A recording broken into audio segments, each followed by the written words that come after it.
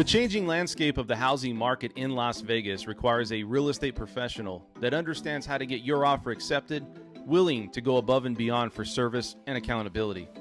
Hi, my name is Dan French, and I'm a California native that transitioned to Las Vegas 19 years ago. I've been in the real estate and financing industry for over 13 years.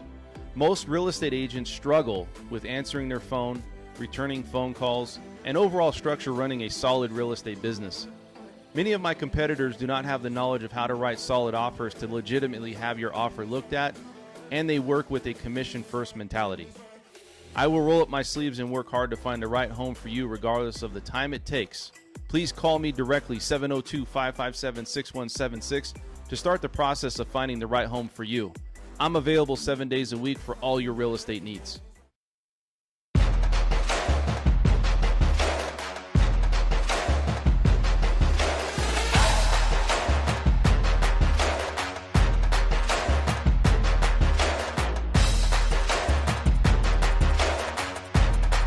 Dan's a fantastic man. He really is.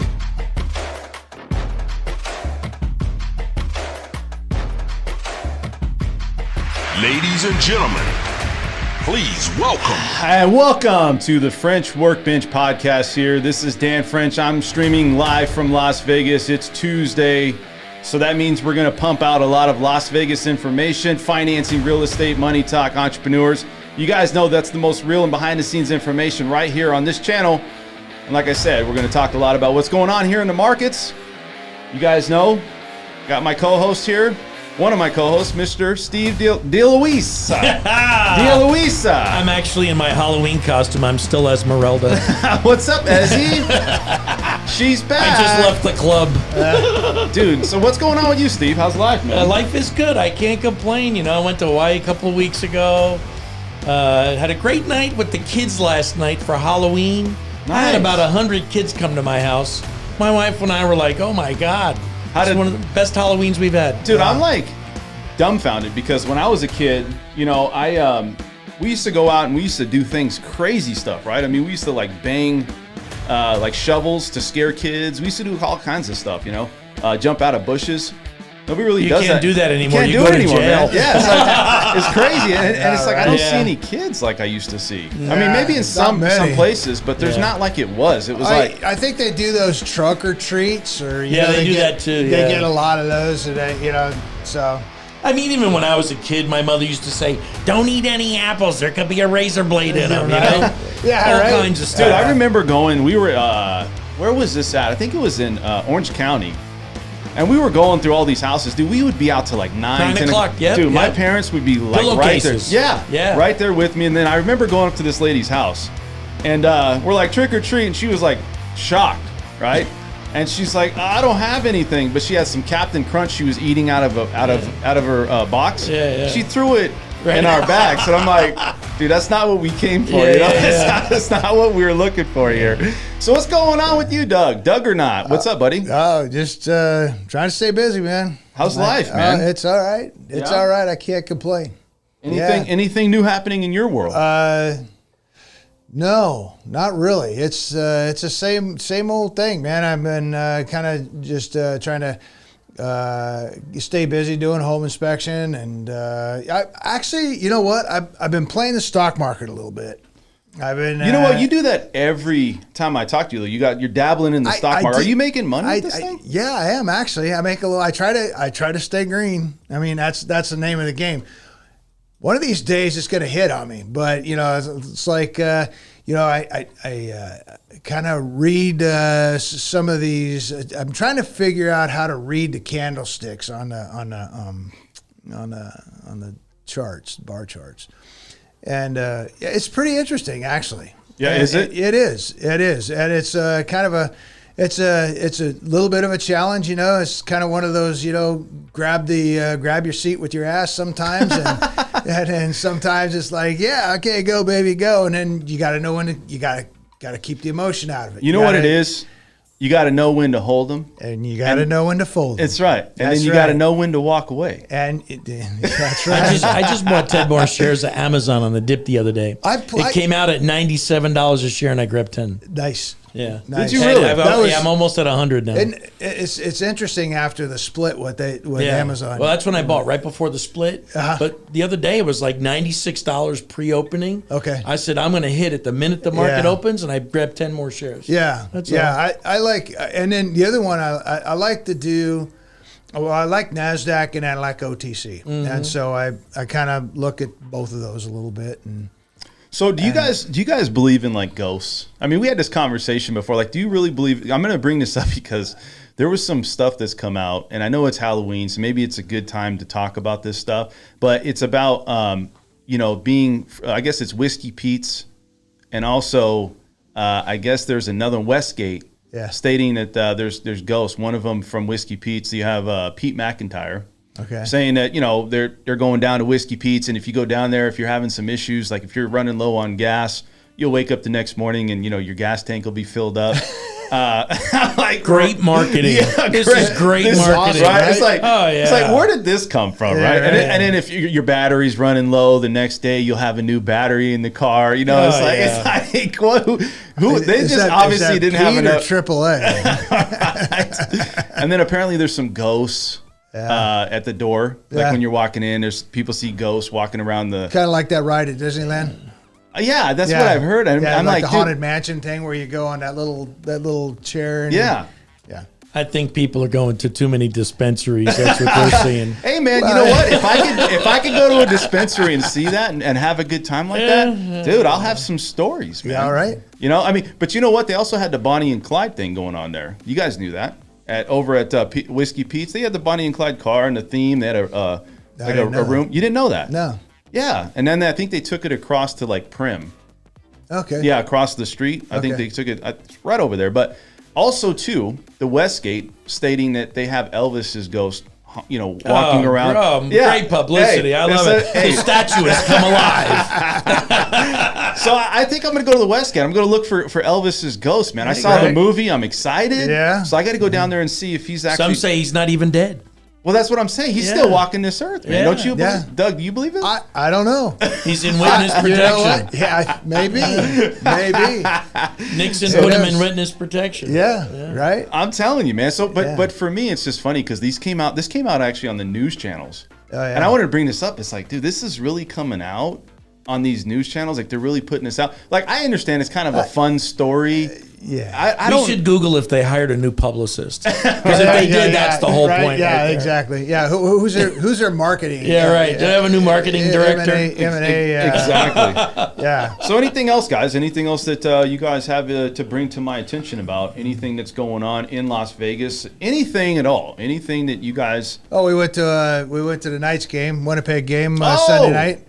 That was a frickin' good game. That was a good game. Was it? Yeah, it was overtime. Eichel scored in overtime to win it. Are you a fan of Are you a big fan of I golf? love hockey? all sports. Do you? Yeah, I love all sports. How about do you like the Raiders record right now? Do you guys like that? You mean broken record? That's a broken record. stuck record? Oh my God. They're stuck in first, right? Can you even call it a record? First gear. Yeah, right. Yeah, right. I'm telling you, I was shocked. I don't even watch football, but it's like the big news today is like how bad they were last night. And It's embarrassing. I don't really watch it, but what do you guys think? I mean, you guys football fans, you Raider It's fans? sad, but they had great expectations in the beginning, but they're not fulfilling it. They brought Devontae Adams over, and he's a great player, but it's a team sport.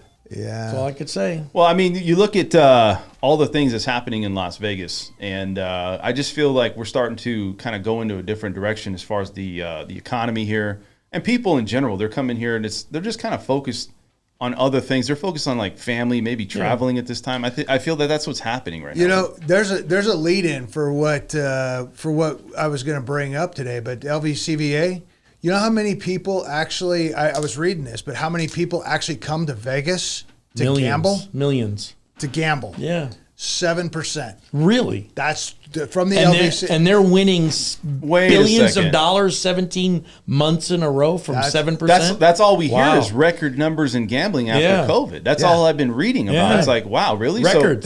That's what they say. It's VegasMeansBusiness.com, and that's what I was looking up. But they said 7% of the people actually come here to gamble. Doesn't mean that those other people that come here Yeah. don't gamble, but 7% of the people have the intention of losing money, I guess. Or, Well, when or, they or listen, winning it money. used to be you can go out spend a few $100. Now it's a few thousand. Yeah. I went to John Legend a week ago Wednesday. How was that, man? That was a good? great. And let me tell you, I was I was wide awake because the show was that entertaining. Wow. And we went and got a cocktail, and they had the little souvenir drink. She goes, "Oh, look, honey." I said, "Yeah, okay, give me 2 drinks in that, right?" And the girl goes, $37.50, but I didn't hear the conversation, so I handed her $60, and she goes, "That'll be another 20." I was like, "What?" She goes, "Yeah, it's $74 or $75." Oh, I know, dude. I was like, I know. for 2 cocktails, and I'm like, okay, and I handed her $80. I said, "That's it. Sorry, you lost your tip." Well, I thought you were Well, like, I I got- only came with $80 and that's it. I got away cheap then. I guess I was was only thinking $24 a piece. $37.50 for 2 drinks. Okay, this is a Yeah. great show. $37.50. A drink. Do you ever remember? And you sound like we all sound like old fogies, but dude, Well, listen, I am an old fogey. But I mean, I know, but we sound like those He goes, "I know." crotchety old men that are like, wait a second, but dude, $37 for a drink, And the Who would- souvenir drink cup was only $10. Unbelievable. So it was $27.50 for the cocktail. Oh shit! Oh, okay, right. well, I Yeah. guess I wasn't too far off on $24. Then it was You another got- you got 100 for you the got pictures. The souvenir, right? The wife Yeah. wanted the pictures, so we got the whole package of pictures, $90 plus a tip. Dude, Yeah. I'm telling you. So you know what? I've gone out and I don't really go out as much as I used to because costs are going up so high. Yeah. I hear there's $50 drinks going on at some of these nightclubs. Oh, yeah. You know, and it's like you go. Well, yeah. I mean, would you pay $50? A Budweiser bottle is going to cost you $18 down Yeah. on the strip. Yeah. Would you go? 18, Would you 20 spend $50? Like if you took a hot girl out. I know you guys are married, but if you took a hot girl out, let's say back in your day, Like your wife or something. right, like your wife or something, or just maybe your side wife, maybe your second wife. But if you took this person out, would you actually spend $50 on a drink for them, even your wife or somebody? Because, like, let's be honest, like you don't really take your wife out, do you? I mean, do you really take your wife out? Well, and yeah, spend I know. a $50 drink. Oh no, we go out, but you know we don't go to clubs. We'll go out. I mean, my wife, we went to our anniversary. It was in October, and the place where we had our rehearsal dinner and everything, Sienna Restaurante out in Summerlin. Yep. And when I go, I like wine. And I don't order cheap bottles of wine. No, you can't. You know, I'll order a $150, $200 bottle of wine just for her and I. And she's like, "Do you really have to order I'm like, "Yeah, I really do." And when the girl opened the bottle, took the cork out, the aromatic of the smell of that wine just permeated the table. It was really so. You ever I notice enjoy a that- good wine. That there's a big difference between American wines and, like, say, a European wine or Italian wine? No, there's not nowadays. Okay. California's really come along. Have they? Yeah, big time. My wife is a big Domestic wine. Yeah. Are European wines really good? Absolutely. But now you're talking more aged wines and Yeah. you know how they're cared for. But Yeah. the point being is I don't mind going out and spending money. Right. But when I used to be the beverage director at Caesar's Palace, when I know that drink costs you $2 and you're charging me $200, you can go F yourself. You know what I mean? So let me ask you a question. If you go to a strip club, do you even look at the price? Never been to a strip club. Yeah, right. Never been to a strip You're club. living in Las Vegas. You never. What's the last? I was a young What's the man. last strip club you went to? I want. This was probably 20 years ago, and I don't even remember the name of it.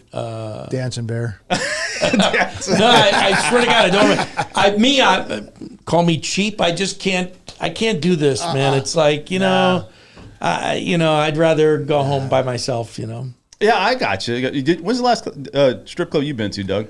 I was driving trucks actually, and there was a place. It was called the Dancing Bear. That's where. Not the dancing beaver. Not the Dancing Bear. It was called the Dancing Dancing Bear. Bear. Yeah, it was right up the street from and we'd go there and if we met up in the yard or whatever, and we'd go up and have a have a burger up there or something, some drinks. A lot of testosterone going on tonight. Hey, you know what the perfect name though? It's driving down the freeway. Is it because Esmeralda's not here? Hey, we could open up the conversation a little bit more now. Let's talk about strip clubs, right? I'm still in my Halloween costume. Right? I was driving down the freeway and I was like, man, that's a perfect name for a strip club, which is the Lion's Den. So have you seen that? I don't know where it's at, but the Lion's Den, what a perfect name. He's Okay. like, yeah. I guess. You don't like it? I don't know. Yeah, I guess that's good. I don't It's know. like that's where all the lions hang out. You guys are lions. We got to go hang out. I know the club, the strip club that I went to had this really good. It's actually a organic Mexican food restaurant right next to it, Yeah. and that was really good. That was like the highlight actually, and it's I don't know. Yeah. I can't. To me, that's a waste of money. You know what I mean? yeah, it is. All right, so we're going to talk a lot about what's going on today. We're going to talk about another jumbo Fed rate hike is happening. I think it's pretty much 100% happening. Yeah. This month. Tomorrow. We just hit November 1st, by the way, everybody. Congratulations on hitting November 1st. We're now in the, officially in the 11th month of the year. The election. The election coming up. What happened to the American dream? Or is it a nightmare? We're going to talk to you about that. By the way, I'm running Steve. for office. Are you? Yeah. We got to talk about that. I texted Dan. I said 5s, 10s, and 20s is what I'm accepting. Small donations. I'm going to try and get in here at the very end, the last minute, There you man. go. There you We're go. also going to talk about what everybody wants to buy. Is this the end, right? Meaning if everyone wants to buy a home, that means that this might be the end. You might end up renting one. So if you're trying to buy a home, you might be in a position where you don't have a chance. You're going to be renting one. The other thing we're going to talk about is the Las Vegas Convention Visitors Authority for one. Talk to you about that, and also property management and how it applies to housing. So we're going to get into that as well. So let's get right into it. Let's talk about what's going on with this new Fed rate hike that's going to happen. So we all know it's going to happen. What do you think? I mean, we're going to go to 4%, right, on the overnight basis of what these banks are lending out. They're going to want to hit 5%. They're trying to get to 5%. So here's my thing with that, right? They've taken it from a quarter point or a half point, I guess, over the last couple years. Yeah. And now we're all the way up to 4%, and the inflation rate is getting worse. Right. So where is it that what they're doing is actually helping or aiding the economy? Because we got people getting laid off. We got people there. They say that now that we got to have unemployment to get the inflation rate down. What part of whatever they're telling us is going to be true? That's my whole thing with this whole interest. They could leave it where it's at, or they could scare the hell out of everybody and raise it another 3/4 points, and then nobody buys a house because they're scared it's going to go up more or it's going to affect them more. So this whole thing is just, I think it's a sham. Well, they're focusing on the demand side, which the statistics from the government show that demand is still kind of high. Not high, but it's mellowing out a little bit. But they're not focused on the demand on the supply side. Well, That's the problem. I think there's one big problem here. So they're obviously trying to push the economy into a recession. I think that's pretty much in front of everybody. I think it's already in a recession. They're just not admitting it. It's been 3/4, right? Here's the issue, though. The raising of the interest rate on that overnight basis, we're going to be at 4. You say they want to go to 5. Mm-hmm. GDP just had a positive reading. Right. Where's the CPI? Core CPI? Still in the 8s. Consumer price It's index. still in the 8 and 3 or whatever it is. Yeah, here's the thing about it, though. So you have that, and then we just had higher employment numbers, better employment. We had more jobs now, and it's completely doing the exact opposite of what it's supposed to be doing. Right. So are we going to continue to see rates going up? Absolutely, because those two sectors, right? Those two things that we see with the inflation and also with the employment numbers, they're still staying high. So even if they raise this Fed's fund rate, It's not going to slow it down. Is it going to slow it down? No. That's the question. That's why you have to focus on the supply side. Because the supply, now, if you haven't read today's news, the diesel inventory is what? 25 days worth of diesel left in the country? I just filled up last night. So now it's 24 days left.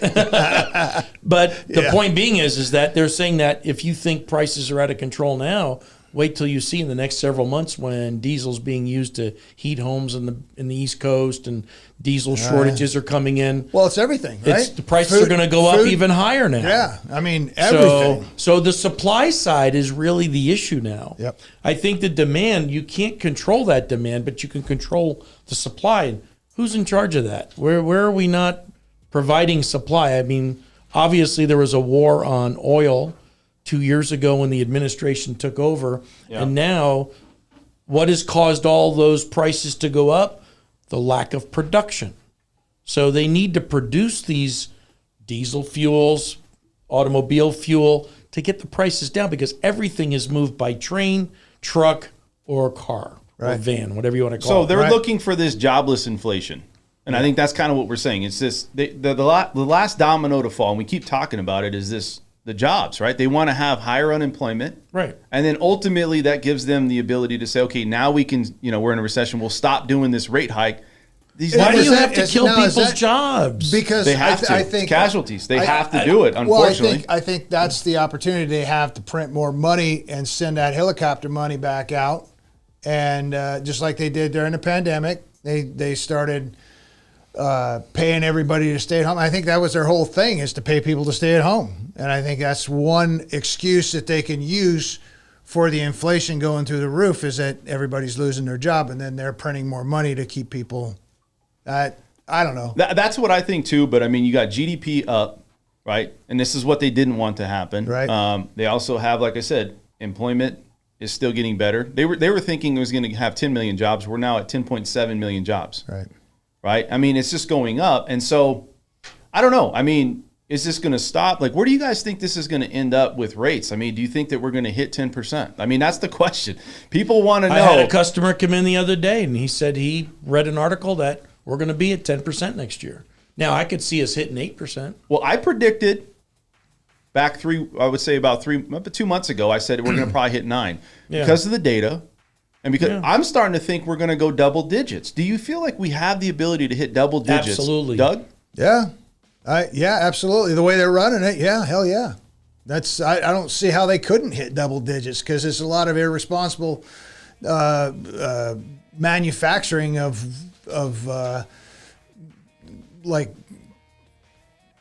information, I guess, because they're not giving us what is really happening out there. I think it's all manufactured in a form because we're out of money. We're out of money. That's plain and simple. I think last time I was here, I said there was an article or a show that I watched that if they stopped sending money out of the country overseas, in 1 year we could pay the whole debt down. Oh yeah, I heard 2 years. I heard in a year. A year. Yeah. So that's all the billions of dollars that trillions we give out to other countries. Yeah. So I think the inflation. We should take a break for 1 year and just pay the debt down. Yeah. Oh, I agree. Be a responsible thing to do. 1,010% agree. Yep. So I say this too. I mean, when Powell does this and they look at the numbers, now they're kind of just in uncharted waters. A lot of the data, we've talked about this before, is that it's not really accurate on what they think or project.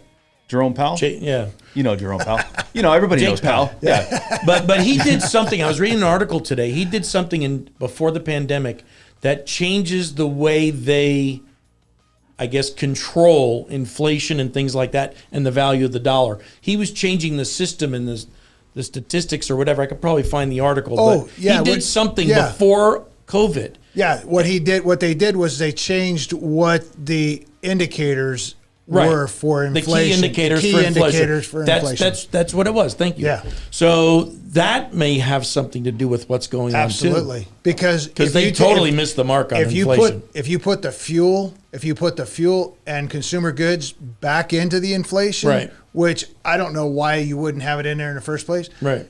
They say you're at 19% right now. Yeah. Well, I want to bring up, but taking out the fuel, food, and consumer goods, it lowers it. I mean, basically, there's nothing left.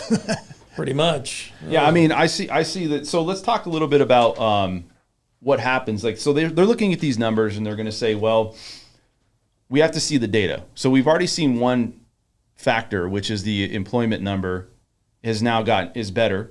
So that already says that, okay, they have to raise it, right? It's building their case.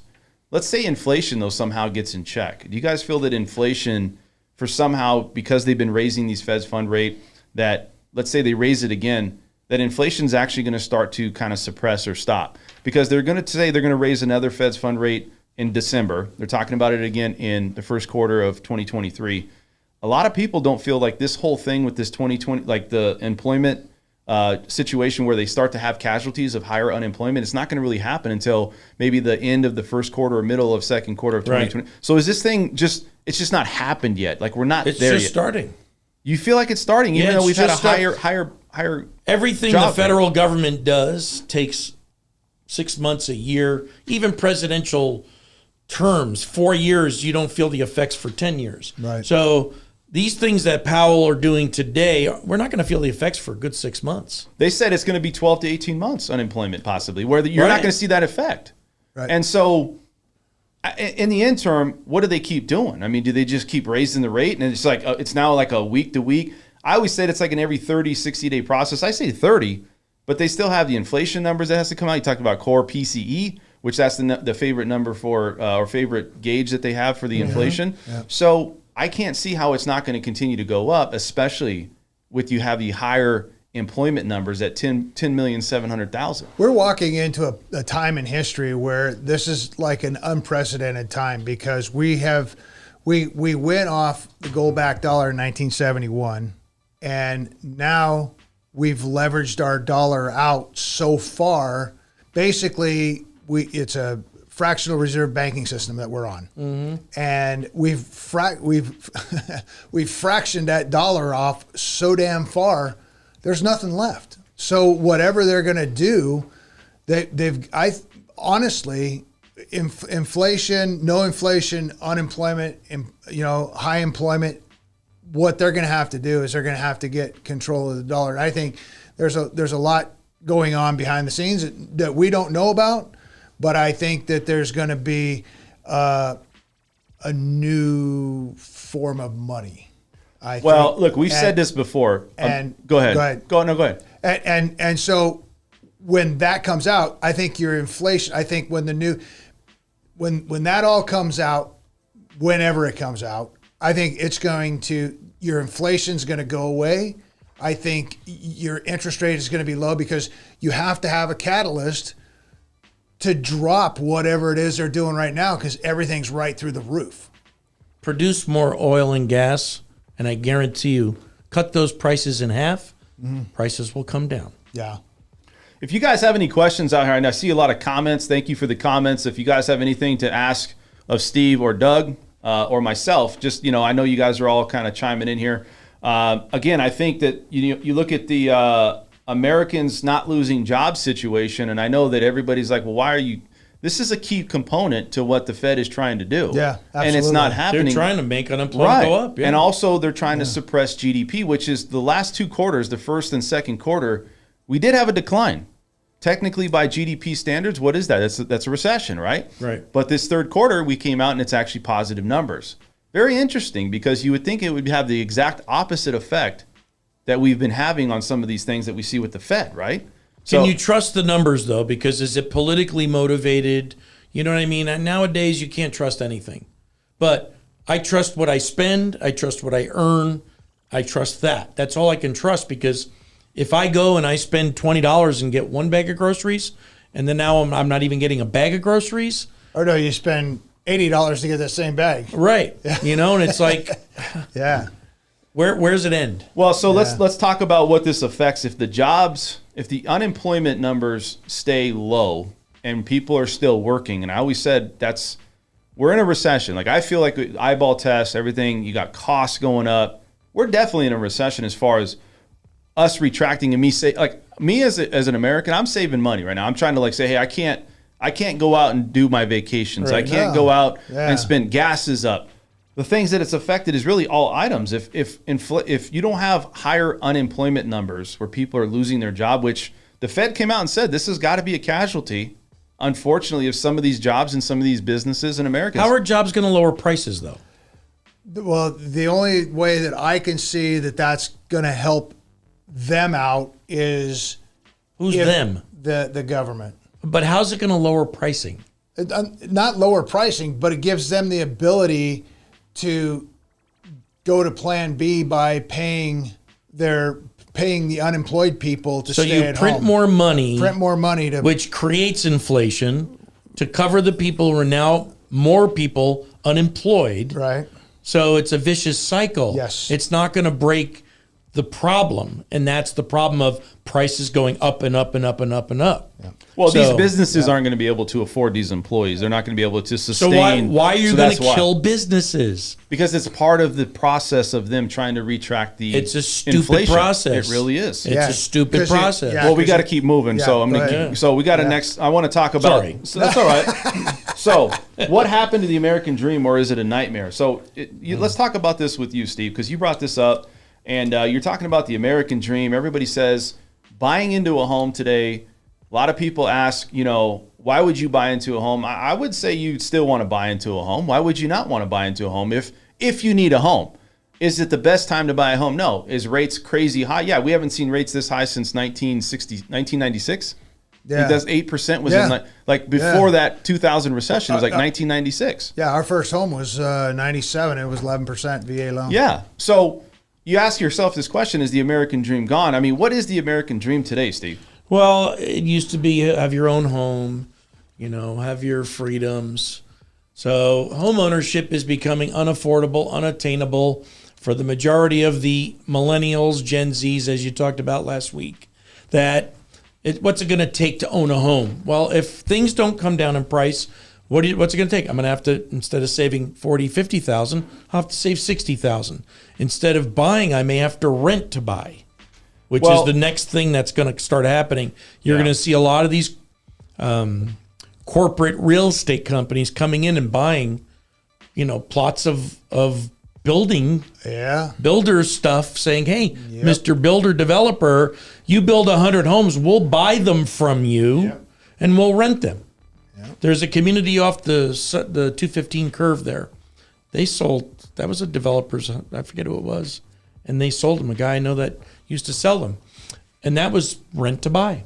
That's what it was. Well, so the average person that's buying a home, and I'll ask you, Doug, but stays in a house 4 years and now they're looking to rent. Looking to buy from renting, excuse me. So they're renting for 4 years, now they're buying. Is that the new way? Is you're just going to have to rent and you're not going to be able to get into a house right away? Because there's a lot of people out there saying if you're going to go buy a house, if you got $1 million home, come in at $700,000, you're going to, because you got to think that curve of how far these houses are going to drop. Right. And you're going to have to be in them for a while. Right. So there was a program that I back in the mid 2000s. It was called Home Today, and basically what they did was they had this group come in and buy, and they were a group out of Reno. I think they were out of Reno, but anyway, they were going into Texas. They went into, and then they came down here to Vegas. I think they were in Arizona too. I'm not sure. But what they did was, and they had me go through and do the inspection on these houses that these people wanted to sell. So these people would sell these houses. The company would buy the home, and then they would have a buyer / renter for the home. And what they would do is they would charge the people that were renting a little extra every month, maybe $400 extra a month. And then over a period of 3 years, they had enough to come back in with a down payment. They would keep that in a separate escrow account. And then, because a lot of people had they had bad credit, obviously last time around, it was a, That's a good point, show. Because it was credit worthiness of buyers before 2008 crash. Right. That's what really contributed to that whole crash. Right. And Not today. Not today. But so the same concept could be happening here, because we were just talking, $60,000 to get into a house. Who's got that? But if you roll that into your, say, rental agreement, these big venture capital groups, hedge funds, or whoever's buying the homes, and they have a program put in place. BlackRock, I know. BlackRock. And yeah. Yes. And yeah. So, but if they put like say $200 or $300 away every month that they're paying them the rent, and then they have that in a separate account, and then they just go and put that money down on it when they go to get a loan, and then they can buy it. So it's going to be like a 2 or 3 year loan. I mean, two or 3 year process, and who knows what's going to happen at that point. But I do know that there's been a lot of people who have rental properties that are actually getting rid of them. They're selling them. Really? Because I have a lot of people that are thinking about renting the houses that they have, because they're thinking, well, the lease, if I can lease this out and kind of weather the storm until rates come back down, if they do, or until it hits ground zero, and then I could still get a cash flow on it. I think a lot of people are looking to do that today. That's interesting. Well, I think that's what drives the market to those. You know, before things took a standing still halt back in June or July, whatever it was, people were buying second homes and renting out their existing home, and that's how you build generational wealth. Yeah. But when the interest rate, do you think that American dream is really a way today? Because we're in a recession for housing too. I mean, is that really a way for us to have generational wealth transferred today, especially in a declining market? Because I think a lot of people don't. The only way to buy today is that you got rates so high, you got to get the buy down, or you have to come in like 25, 30% low on whatever that list price is, just to match that curve of what could happen in 20. Because they think, okay, we're going to bottom in 2023, and then it's going to, change. At that point, at least you didn't go into the house with negative equity, or you overpaid for the house, right? You get what I'm saying? Well, when you say generational wealth, that means from your children to their children. People get this idea that, oh, well, what if the market turns, I'm going to lose money. No, it's not a stock. No. You should plan to be in that house 5, maybe 7, 10 years to make it worth it, because in a healthy economy, what are you going to gain? 3-4% growth every year? Yeah. So in 5, 10, 15 years, you're going to have something of value. It's a long-term investment. Here's the thing, though. I think a lot of Americans don't think that far. And the reason I say that is, how many people leave their house in the first 5 to 7 years? Now, it's extended out a little bit, where I think the average American today is like 10 to 12 years where they stay in their house. I think that's the number. But you got to think that this is more of a long-term game. And for me, I don't buy a house based on building wealth. Right. I build it on it's built on the cost of shelter. Right. And so maybe there's a different concept. I'm not saying I disagree completely with you, but I don't look at a house as being it's some way a vehicle of getting generational wealth. Because look, you could have bought in this market at its peak, $500,000, $600,000 house, and you're like, yeah, I just went in, I got the house that I wanted, and all of a sudden prices have dipped 10, 15% because of what's happening. So that wealth that you're thinking, I'm sitting here thinking, well, how do you justify that? Well, the cost of shelter, right? You still have to pay either rent or something, unless you're living, in mom and dad's basement and you're playing games in the basement. You know what I mean? That's like you're that 35-year-old person out there playing, I don't know, chasing Madden ghosts football. in the basement. Chasing ghosts.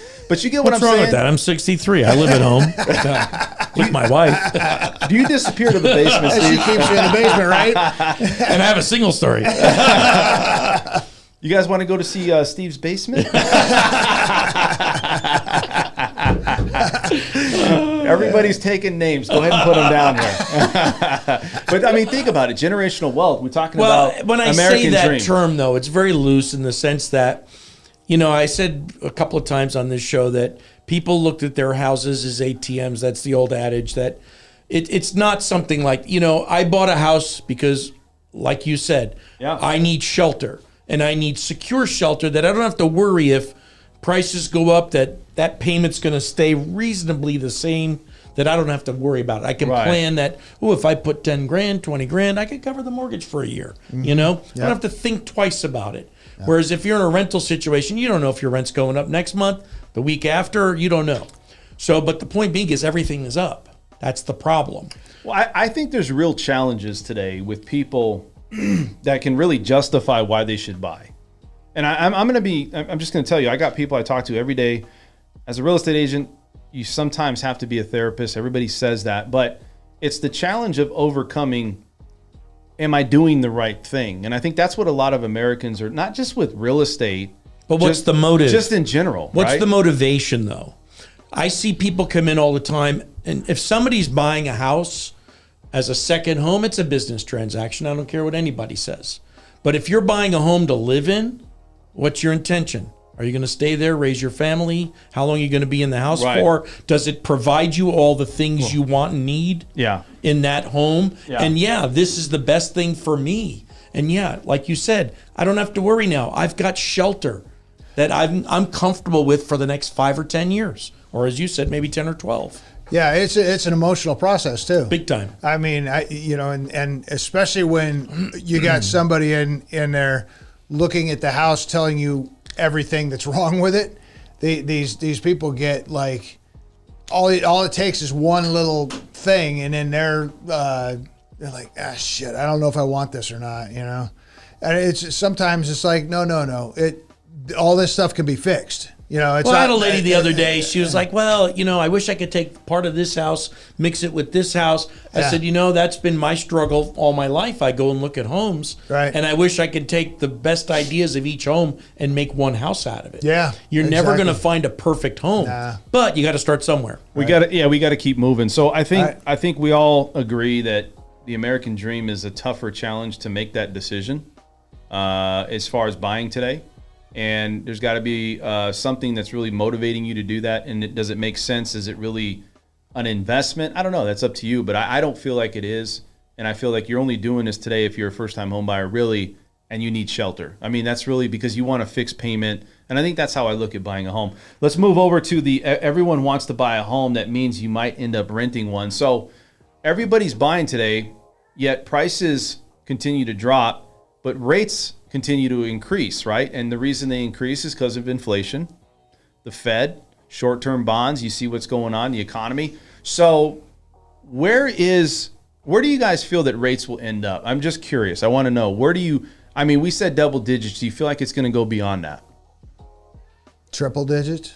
You think so? No, Just triple digit flip. I mean, I said it's going to be to 8% by the end of the year. I think it's already almost there, Yeah. right? If you look at it pretty today, close. it's Don't close. you have to buy down the rates now to get 6 or 7%? Well, we're doing that at work. We've got some really great rate buy down programs. However, as the rates keep going up, we're going to have to adjust that to make those go yeah. up. So those programs might disappear real quick. Do you do like that 3, 2, 1? No, we don't do it that way. Okay. We buy the rate. We do the maximum contribution and get the lowest rate possible. Okay. Based on the qualification. So, we have, and plus the arms are all coming back. Yeah. All the creative financing is all going to come back again. Oh yeah. But the thing is that you can change the rates and you're not married to a rate. That's a good thing. Yeah. But that's what stops people from buying. Yeah. When you're not married to a rate. So if you find the home that you want to buy it, buy it. Yeah. Don't worry about the rate. If you got a 7-1 arm and you got to refinance in 6 years to save 2 points, then do it. well, here's the problem, though. All right, the problem is that as rates keep going up, prices keep suppressing. They're not here though. But here's what I'm saying is the prices are still sustaining themselves at a pace where it's slow, but they're still declining. Rates are fastly going higher, right? They're vastly going up, accelerating faster than I think the deceleration of prices of homes. The problem is home affordability. We talked about this last week, and here's the issue is that you might be forced to rent. You look at an average $400,000 house today. The average price of a home is $440,000, right? We just looked at the numbers. Yeah. With today's rates, you might be priced out of being able to afford this home altogether. Right, you don't qualify. Because you just don't qualify. Right. And I think you're forced to rent. And I think as we still see that the housing market declining, but rates going at a faster pace and increasing faster than the housing market's declining. Look, if we had $100,000 homes on the market and we had an 8% rate, people would still buy. 150,000 We people did. would still buy. We We did. did.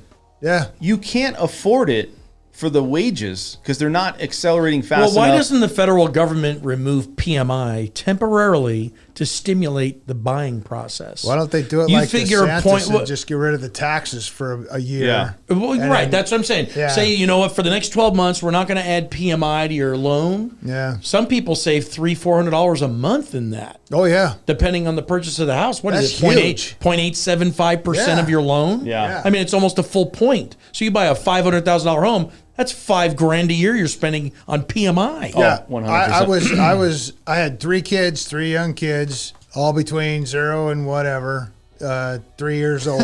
You get to a point where ones it's he 0 or knows. whatever. It's like I don't even know how many I got. Yeah. That's the ones Some he I knows. probably don't know about. What states are those in? Right? Right. Yeah. When he files taxes, he's filing in multiple states. In any case, I got deductions everywhere. Bob, Jane. Yeah, right. Yeah. But anyway, that we were speaking of PMI, we had a VA loan 11%. We were paying almost $250 or $275 a month in PMI. Yeah, it's ridiculous. And it's like the house was only worth $97,000, $98,000, whatever it was when we bought it, but the payment was $1,300 something like that a month, and then on top of that we had another $250 just on the PMI. I was paying $1,600 a month for a house that was worth $98,000 back in. So that was 96. brought about in the 70s when prices were, the average median price was what, $40,000, $60,000. So let me ask this question. Do you guys feel that Americans are going to face tougher challenges moving forward in the next few 10 years, 15 years with the inflation? I don't feel that inflation can get in check at this point, or maybe it can, but we just don't see the data. Do you really think they're going to get it back to that 2%? Because I think it's going to affect people on buying a home, and I think you're going to be forced to rent at that point. Like, you're not even going to have a choice. It's like, well, I make $20 an hour. The average person, or let's say parties here in Las Vegas, are making $60,000 a year. How is that going to sustain a mortgage payment, a car payment, and then all of these costs, gas, fuel, food, all these shelter, all these things going up? Look at the culprits. The culprits are the banks. Yep. The banks take it from the Hedge Federal funds. Reserve, the hedge funds, the government runs that stuff. I think until it just Corporate housing is what's destroying it.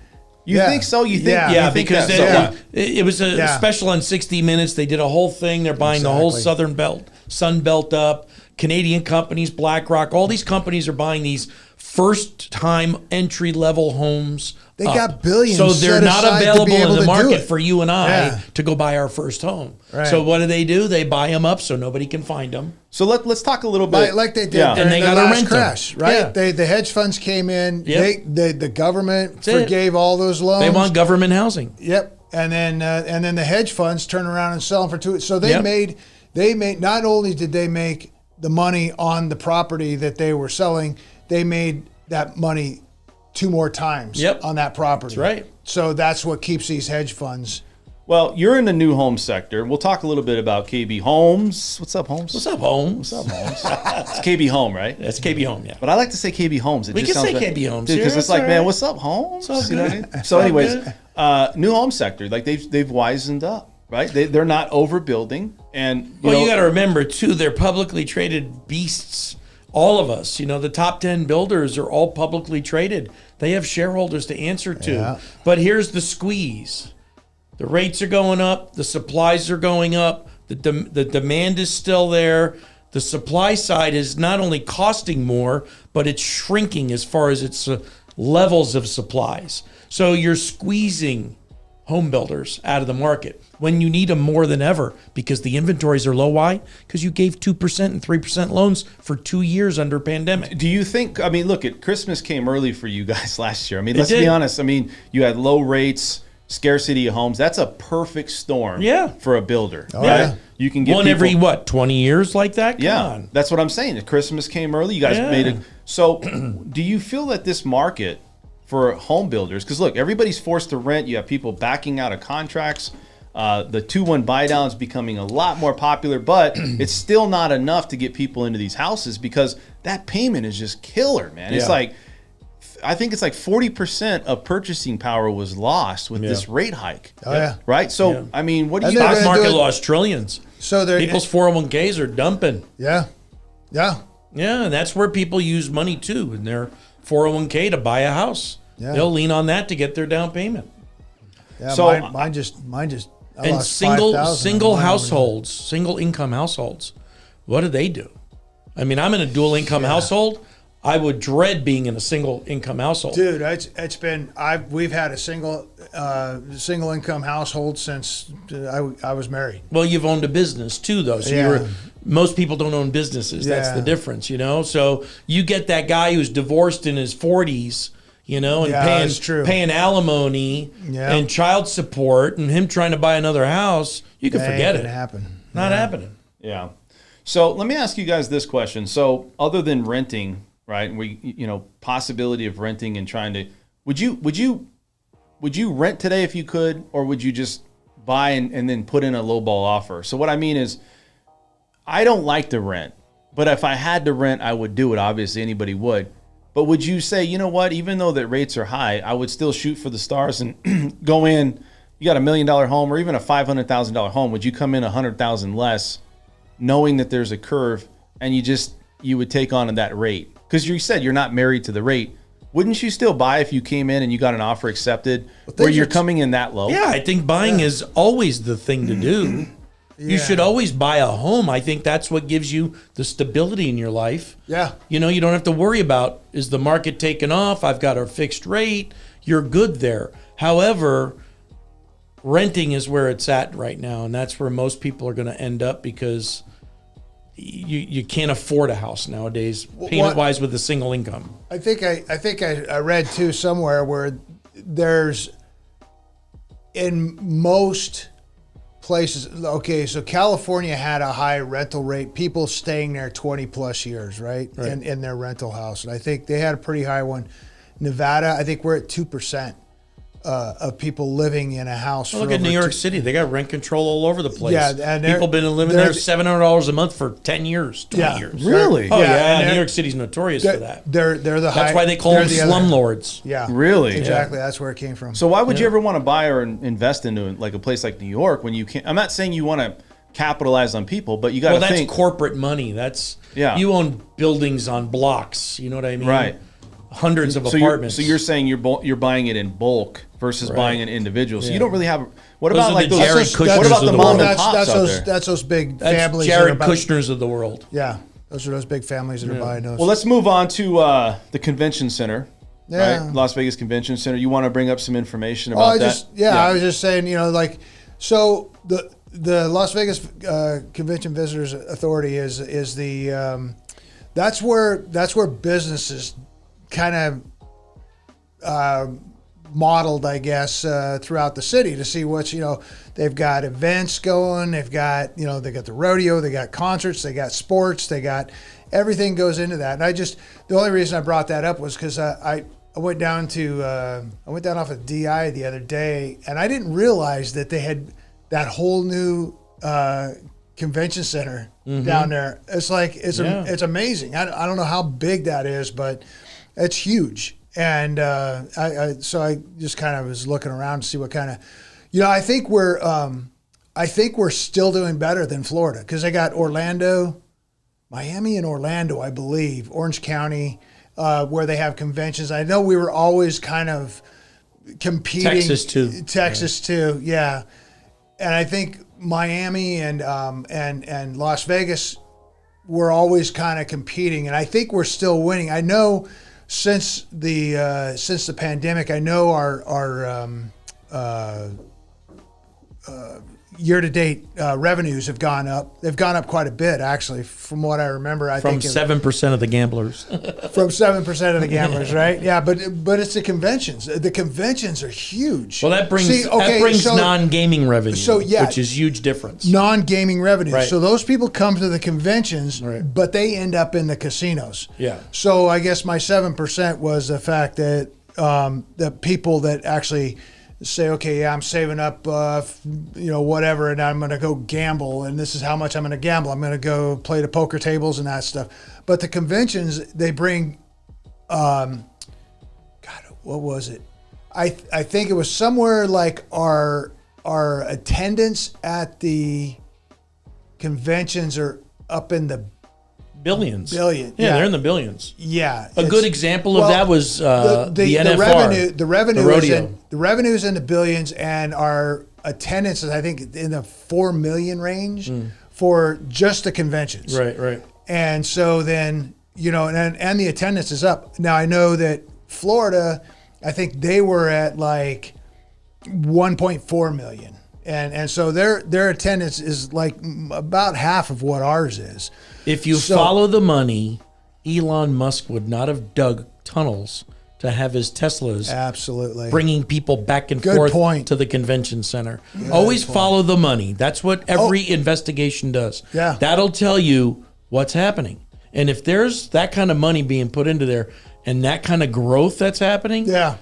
and you ask the question, should you buy a home? Absolutely. Yeah, and I think, and that kind of ties back in with, I think this place is going to grow into a place where people are going to want to be. I don't think we're ever going to go back to that little. Mark Wahlberg moved here. Come on. Right, yeah. Mark Wahlberg.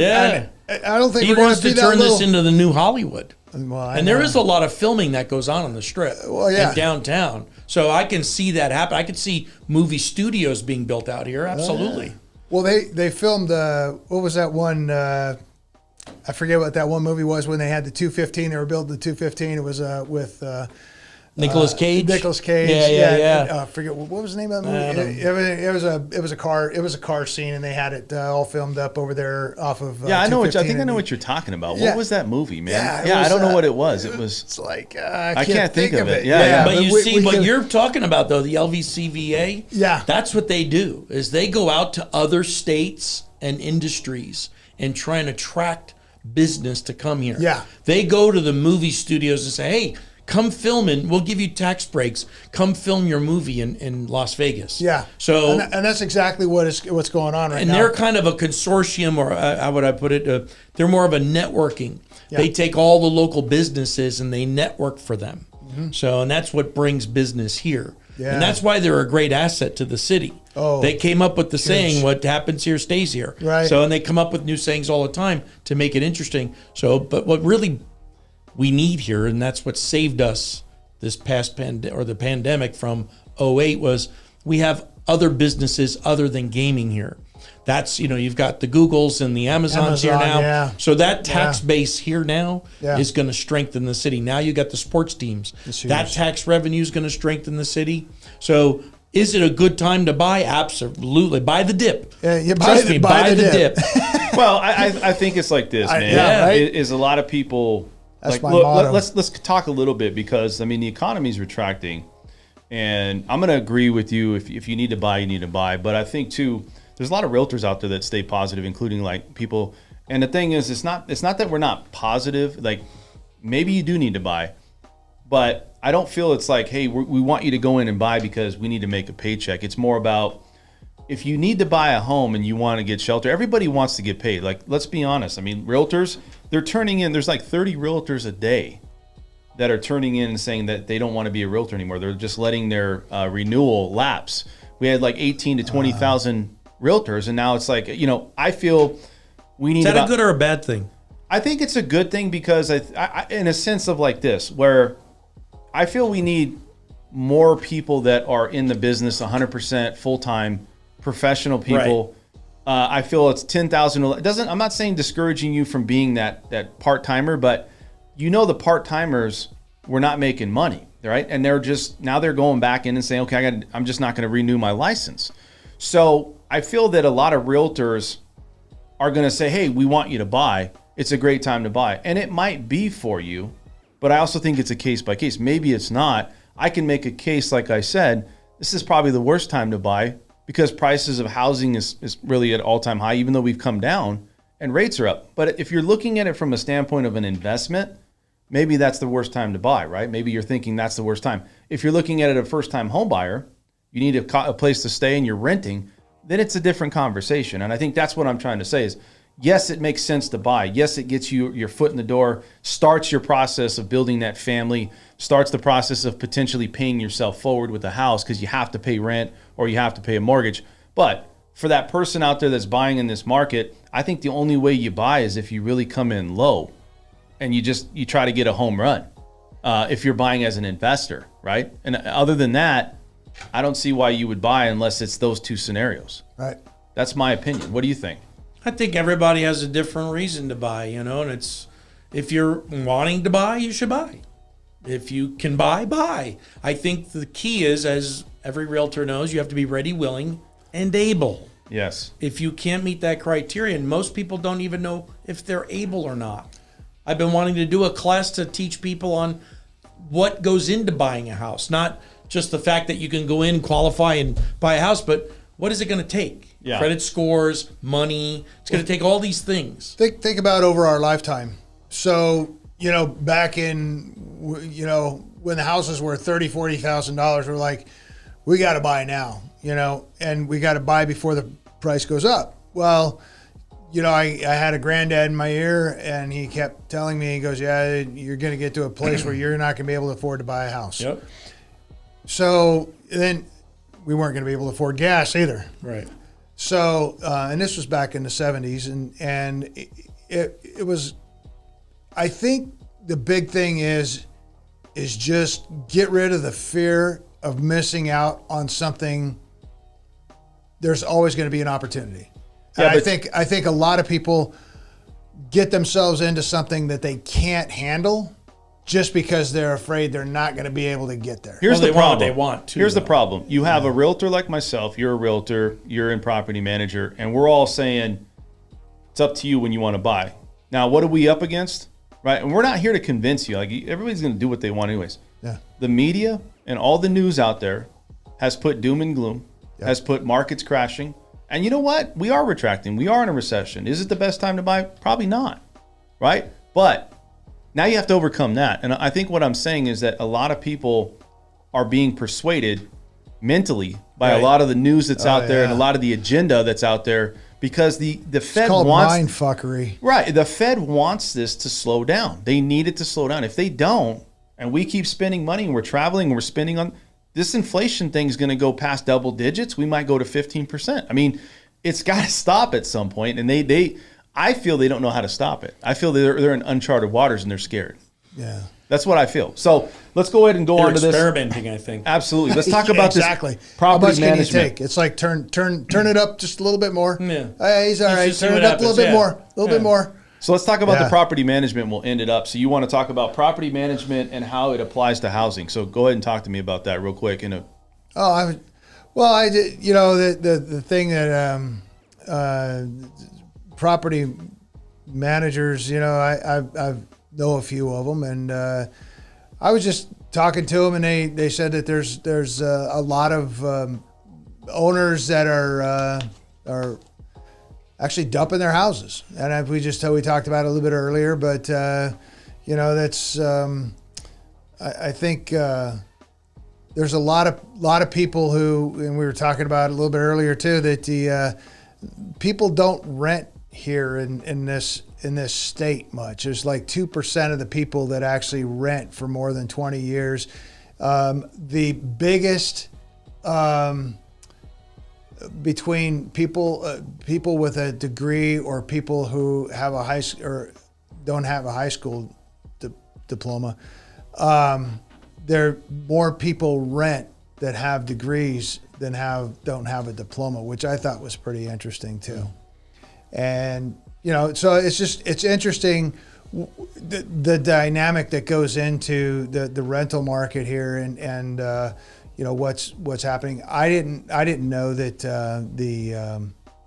that people were dumping their properties. That kind of surprised I think you have me. to kind of define it a little more too, though, because when you talk rentals, a lot of people think apartments. They don't think home rentals. Yeah. Even though a lot of these people are rent home homes. rentals, yeah. And I think the pandemic scared a lot of investors out of home rentals because people can squat, stay, not pay rent. Government says you don't have to pay. Right. Yeah. So a lot of people are jumping out of that game and maybe getting into something else. I don't know, but maybe they're going to play the stocks. Who knows? But I think that's a reality that people faced in the past few years that own multiple homes that they rent out that said, it's just not worth it. Yeah. That's why some people rent Section 8 because they're guaranteed a check.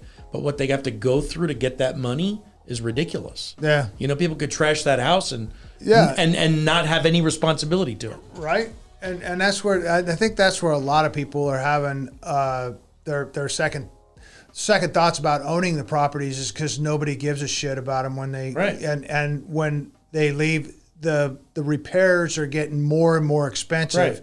as time goes on, especially with the supply crisis and everything else. People don't care anymore either. Yeah, people don't care, and Yep. they're not the 20+ year people that are staying in there, and they'll fix the faucet, Right. or they'll fix they'll paint the inside while Right. they're there, or whatever. So yeah. So I want to bring this Makes up. sense. Somebody had a question about the condo sector and what the condos are, where they're at today. And this is on a month-to-month basis. You're at 226,000. I mean, you have to think that when you're buying a condo, you always have that $175, $200 HOA Or more. or more. If you're buying in Summerlin, you got a master plan community. So I mean, look, is home affordability getting better? Absolutely. I mean, if you're buying a house today and the average median price for a condo, I'm always going to go townhome versus condo. Right. And there's a lot of definition beyond what is the difference, but I think you can definitely get into the market.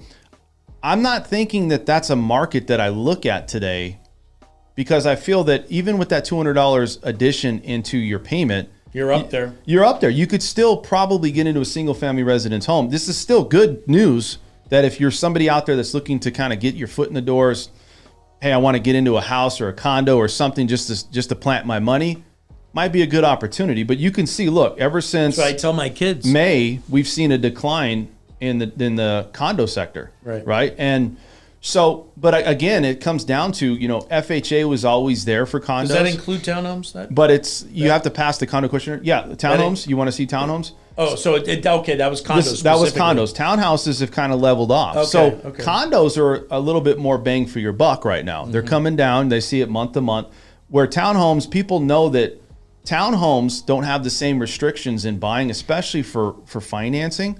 So you kind of see a leveling off here. But you always have to think there's going to be at least a 175 plus HOA that's on top of that, right? Sometimes if you're in Summerlin, because a lot of people want to buy townhomes in Summerlin, it's where a lot of people see appeal. There's a master plan community fee in there, Right. And so I think that there's a good opportunity out there for people. So somebody had a question about where's the condo sector going? It's improving. I mean, across the board, it's improving. We're seeing a lot more homes come on the market, and I think that people. I don't know if I would just jump into a condo. Like if I was in the market a year ago, I would probably think condo. I would, because if I'm trying to buy into a house, rates weren't over that 6%. They weren't over 5%.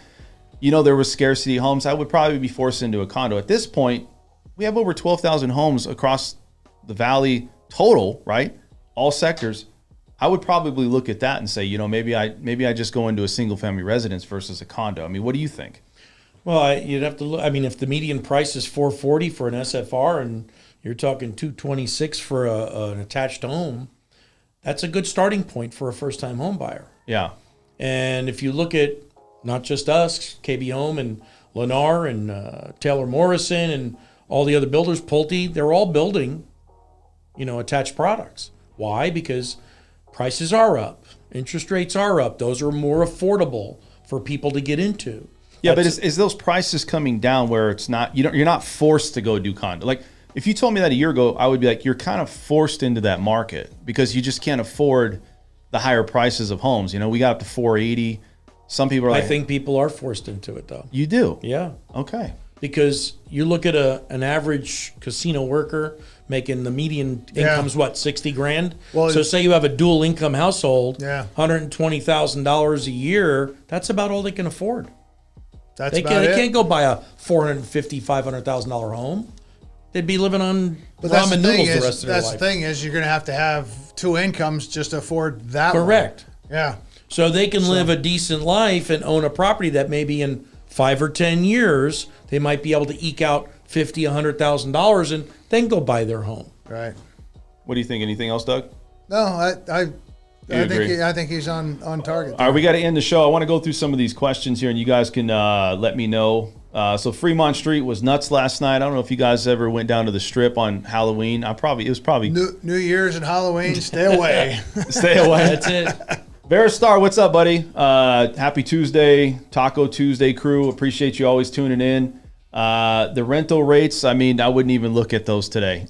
Renting a house, you're probably over 8% minimum. You know what I mean, on an investment property. And in some cases, you won't even get a rate unless you put down more than 25, the 20. 30%. Yeah. You won't even get a pricing. Correct. Second home's the same. Yeah.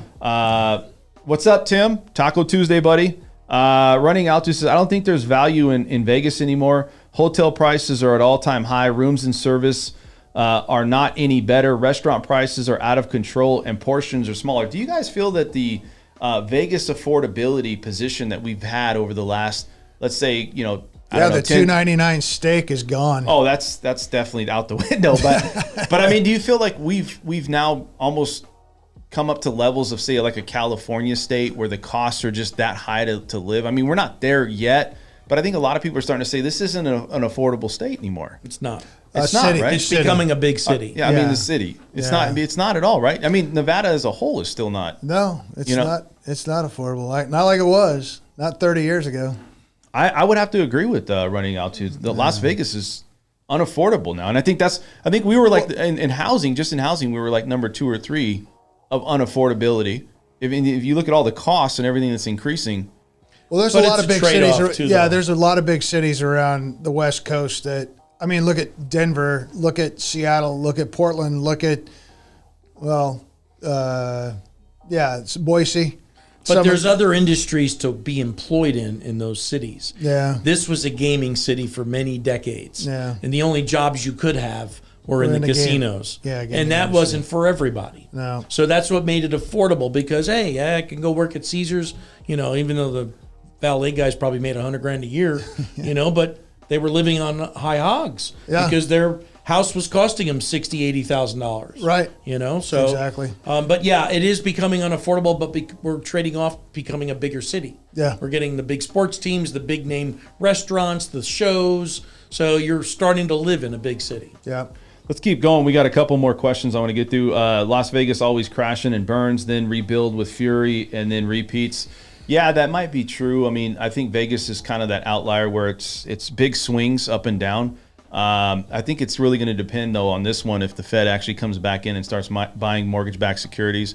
They need support, right? The economy needs support to kind of level this off. The reason we're in this position is they were buying so many mortgage-backed securities before and helping the economy sustain low interest rates. I don't see how this is going to come off where we're going to have a soft landing. I feel it's really going to be tough, including into next year.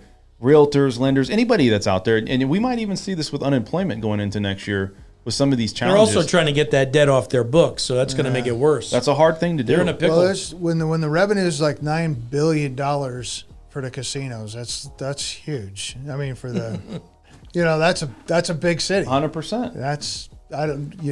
Yeah. So it says, amazingly, this is on Michael Stallworth. He says, I agree. Amazingly, the dollar is still stronger than the euro and the British pound. You got anything else to say about that? Well, what's interesting is the phenomena that's going down there. Right now, the euro dropped below the dollar, or it was earlier this week, and then the pound is right there at about 110. So that is all coming together. So the euro, the pound, and the dollar, all being about equal, is actually probably not such a great thing.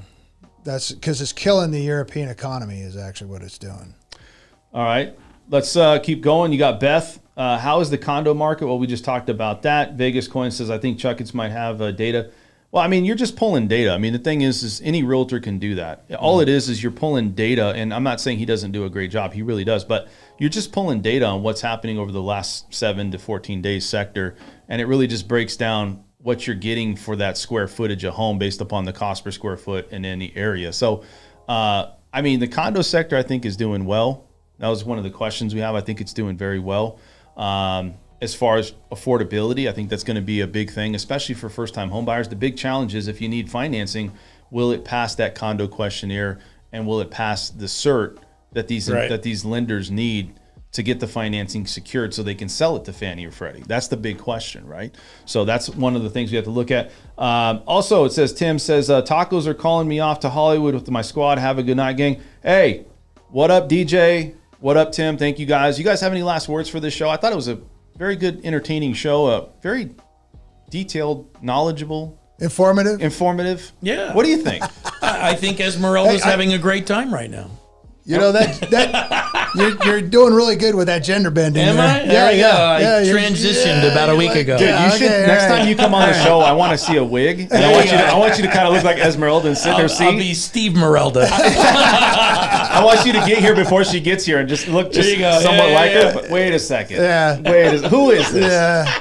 That'd be great, man. You should tell her I got a new sidekick.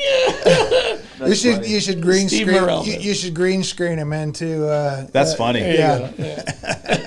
All right, guys, for Mr. Steve from KB Homes. What's Thank up, you, Holmes? thank you, thank you, thank Thanks you. for coming on, man. How I appreciate you coming on, giving your insight. love coming here, Where are you man. guys at right now? You guys out what part of town? I'm in Rainbow and Pebble, Go in the see southwest part of town. Go see Steve, man. Copper Go Ranch.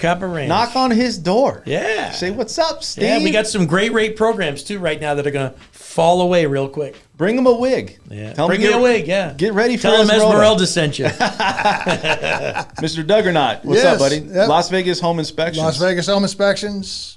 Let me know, man. 702-806-5280. There you go. And guys, you know what? If you guys are looking for anybody out there that's looking for real estate and just somebody that can support and help you, I'd love to work with you and earn your business. I think a lot of people don't roll up their sleeves and work hard. I do that. I understand it's challenging times, right? So I'm not a guy that's going to be like, hey, you got to go buy and call you. If somebody's interested in buying something, they're going to reach out to you. I don't need to call them 10 or 15 times like a lot of these people say, like go to coaching and all this stuff. Look, man, it's just, are you accountable? Do you show up to work, right? If somebody wants to buy from you and they like you and they trust you, they're going to buy from you. Timing's a big thing, right? Yeah. So that's it. If you guys want to have more information, all my contact information will be in the comment section below. Like the channel, subscribe, hit the notification bell. We'll see you guys at the next one. We are officially out of here. Nice. Cool. Good show, Dan. Yeah.